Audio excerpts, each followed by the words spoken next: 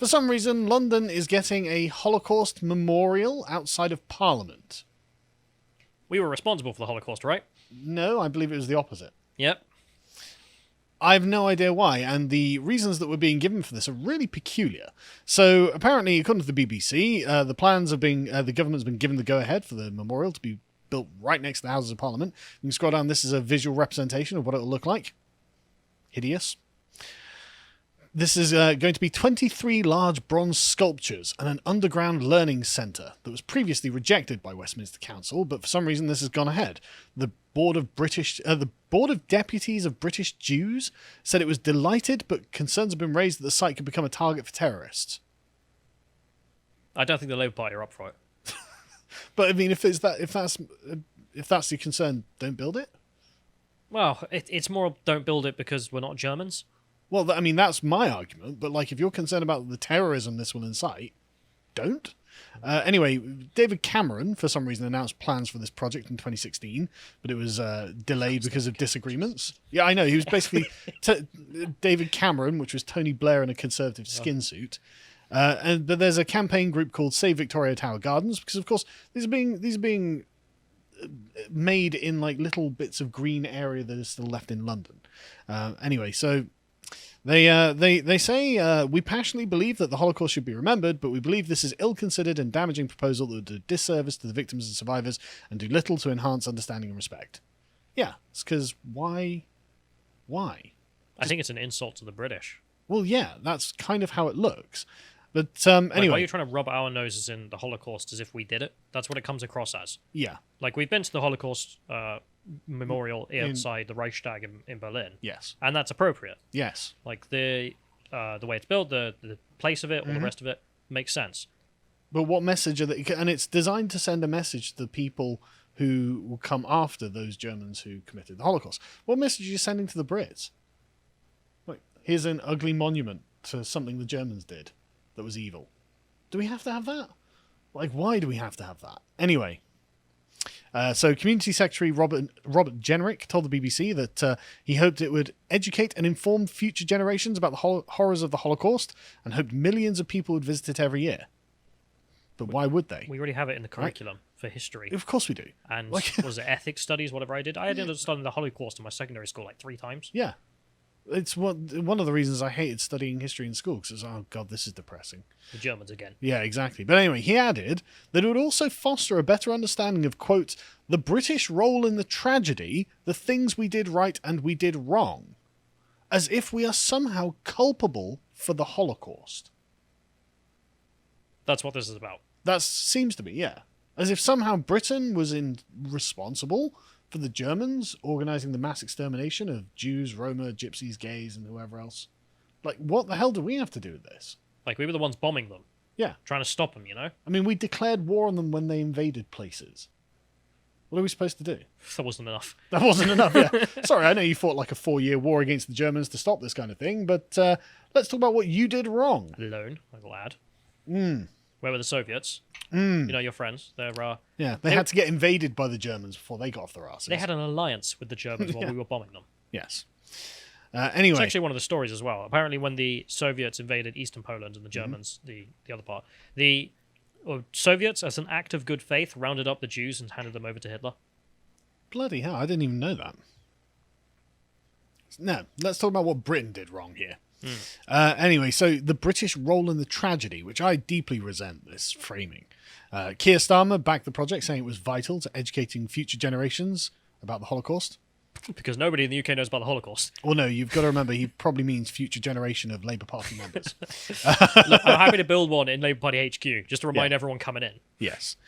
Marie van der Zyl, president of the Board of Deputies of British Jews, said there will be something uniquely powerful about locating a memorial to the Holocaust right next to the centre of the UK's democracy. Powerful for who? Yeah, but why?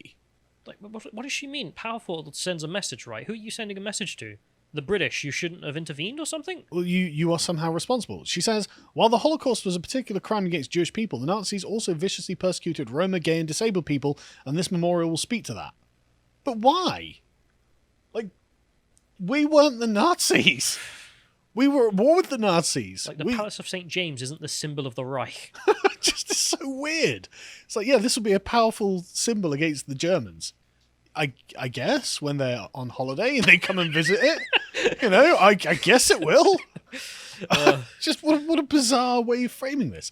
The messages and learnings that one should glean from its memorialization are a powerful reminder of the universal values of fairness and justice that a democratic society has a responsibility to bestow upon its citizens, as if the British government has been terrorizing Jews or something. But also, we're not a Middle Eastern country, for example, that just doesn't teach about the Holocaust in school. We do. Yeah. Constantly. And it's a good reason, to be honest. It is a good thing to teach about. It makes sure our population know about it. Which is weird that you think we would need some kind of memorial in London to know about this sort of thing. Although that might be a conversation about the mass migration in London, but yeah. I'll leave that up to her to make. But anyway, so, I mean, the BBC just tell us at the bottom, some Jewish leaders have voiced their concerns about the memorial, but we don't get to hear from them. That's all they say. That's all they say. No quotes. Yeah, if you can scroll down, you can see at the bottom, John. That's just some of them. By the way, 6 million Jewish men and women and other victims were murdered by the Nazis. Yeah, so what's this got to do with Brits? Jesus, I love how it's like a Joe Biden, though. Like, you ain't Jewish. I guess. You don't get a quote in the BBC. Yeah, they've got their concerns, but we're not interested in them. By the way, the Germans killed loads of Jews. You need a memorial to that. Do we? Okay, but anyway, let's have a look at the gallery of designs, because these were amazing, right? So this is this is the park, and obviously the CGI rendering of it, and this is what they think it'll look like. Very depressing. That's an ugly... These aren't all, these are shortlisted designs.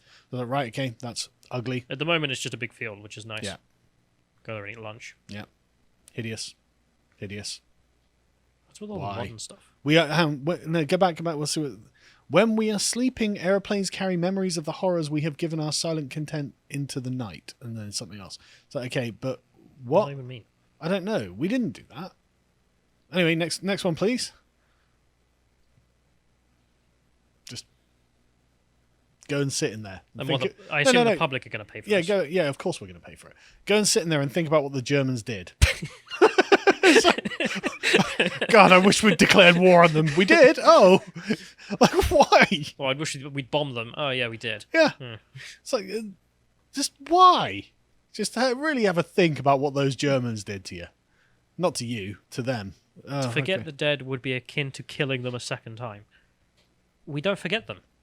Like, we teach about it in school. But they're also not our dead. It was German and continental Jews and other various groups. Why does this have to be something we have to now be like, yeah, well, we're somehow responsible? The British role in it, or ending it. This is like the slavery thing all over again. Yeah, it's mad. It's like we're the country that were fighting against it. We're the ones who abolished slavery. We're the ones who declared war on Germany first. And yet we're the ones who are responsible, are we? I just don't understand why we have to build over our green spaces with these architectural abominations in order to memorialise something the Germans did. I just don't get it. There's no reason for this at all. But look how hideous these things are. But anyway, right. So at the moment, if we can go to the next one, John, there's currently a small memorial in Hyde Park about the Holocaust, which is just on a stone. I can't remember what was written on the stone, actually, but it's just, a sort of never again thing, which, I mean, fine. Also a bit strange, but fine, whatever. Yeah, it's small. It's there. It's not causing a hassle. Who cares? And for some reason, that David Cameron just thought we should be more mindful of the Holocaust, as they say on the Wikipedia page. In 2014, is his grandfather German or something? Maybe, I wouldn't rule it out. In 2014, David Cameron asked the Holocaust Commission with establishing what more Britain could do to preserve the memory of the Holocaust and ensure its lessons are never forgotten. It's like, well, don't be German. Don't join Labour. Yeah, the Commission ran a national call for evidence. There were nearly 2,500 responses, including one of Britain's largest ever gatherings of Holocaust survivors at Wembley Stadium, as in the people who fled to Britain away from the Germans. So we now need to have a monument to German guilt. The Holocaust Commission produced a report saying there was widespread dissatisfaction with the current national memorial in Hyde Park. Ah, yes, this is something that's just on every kitchen table issue for every Brit. Effective Holocaust education fails to reach significant numbers of young people. What? Every single one of them is taught about the Holocaust. That's not enough. That's not enough. There is inadequate support for regional projects compounded by a lack of long-term funding for Holocaust education. I don't agree.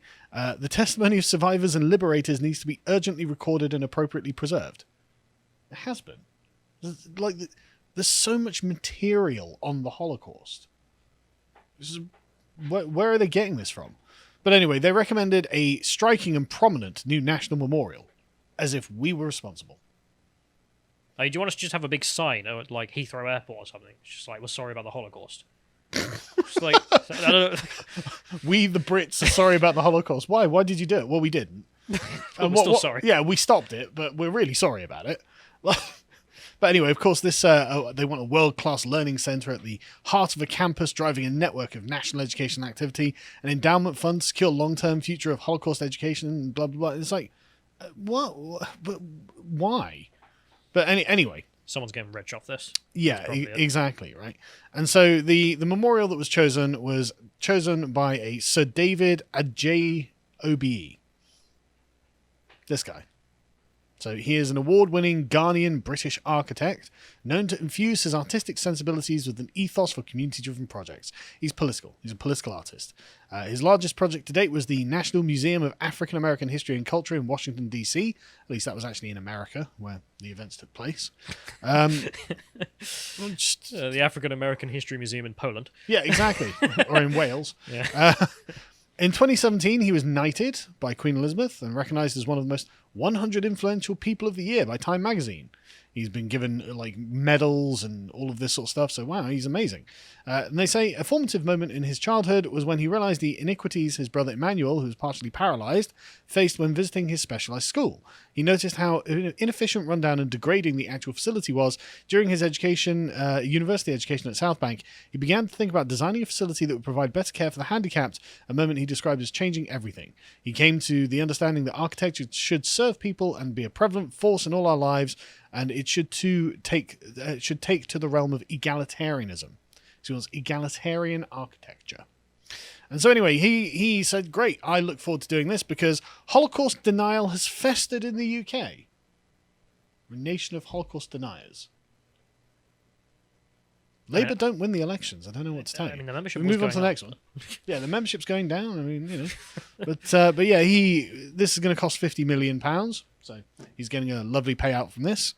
And the structure, designed with Israeli designer Ron Arad and the landscape architectures Gustafsson, Porter and Bowman. For people listening as well, we should describe the monument. Oh, yeah, which yeah. just looks like you break a glass, pull out the shards of glass, and then just stab them into the ground. Mm. I'm not sure what it's meant to represent. It's one of the things I hate of modern architecture. No, I actually have a description here. So he won the competition to design the structure. 23 fin-like structures in bronze with the 22 spaces in between representing the countries where Jewish communities were destroyed. This not being one of them. I don't know what to say. It's just weird. It's just so weird. Like, I don't understand it. I guess just he's getting paid, so why not? Yeah. Just And for some reason, David Cameron's like, we need to memorialize the Holocaust. I'm checking his grandfather's history. I bet he's German.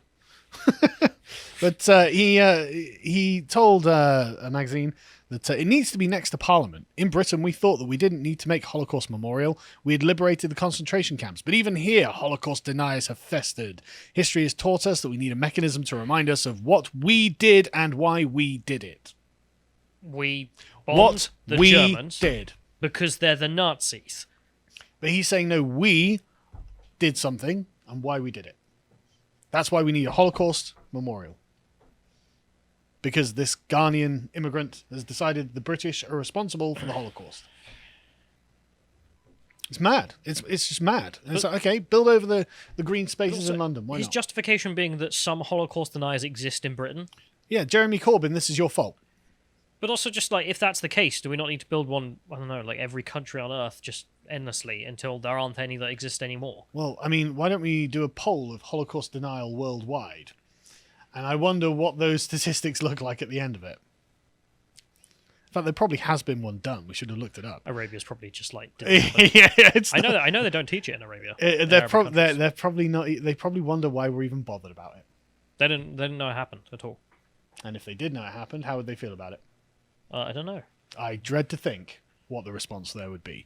But anyway, he did also suggest that... I hate this. History has taught us we need a mechanism to remind us of what we did. Don't label me with the Germans. Okay, hang on. So we'll bulldoze your plan, and we'll just build a big golden statue of Churchill. That will remind us of what we did, which is bombing the goddamn Germans. Okay, yeah, I'm up for that. Let's crowdfund Like, this it. is the Holocaust Memorial. Yeah. You just got the Council of Jews, whoever these Yeah. people What do you do? were. You get the guy who defeats the Germans. What are you going to say about that? Like, Oh, this no. doesn't stand for us. What do you think he did? Oh, it's maddening, isn't it? But anyway, he also said that Jeremy Corbyn, who had been accused of not taking the allegation of anti-Semitism in his party seriously, might become more sensitive to the issue if he had to go on TV interviews in front of the memorial. How powerful would it be for him to think that what he is saying and for others to see him, he said. Honestly, I think Jeremy Corbyn would probably just be derisive about it. And he would probably use it as proof of something. He'd point to it and go, see? Which is why it's probably actually a better idea to just have a statue of Boris kicking him out of the door, like kicking Corbyn out of the door. Yeah. So, he, this guy has been living all over the world, Egypt, Yemen, Lebanon, places that are famously pro-Semitic, and said that London is his home. I go around the world and I come back here, and as much as I complain, there is nowhere like it. But I'm worried for its politics, I'm worried for its diversity and its openness. And I'm Hang on, there are 0 Jews in Egypt. diverse. Countries you've been to, Lebanon. no concerns there. Lebanon. Not going to raise a concern about the number of Jews in the Middle East. I mean, you won't want to like message Gad Sad and say, "Excuse me, Mr. Lebanese Jew, why is it that you're forced to live in Canada? Why don't you live in the land of your birth?" And he'll tell you, well, it's because a bunch of raging Islamists who hate Jews and sought to kill us all forced us to flee. No Holocaust museum and memorial in Lebanon, though. If you enjoyed this segment from the podcast of the Lotus Eaters, you can watch the full broadcast live every weekday at 1 p.m. UK time on lotuseaters.com.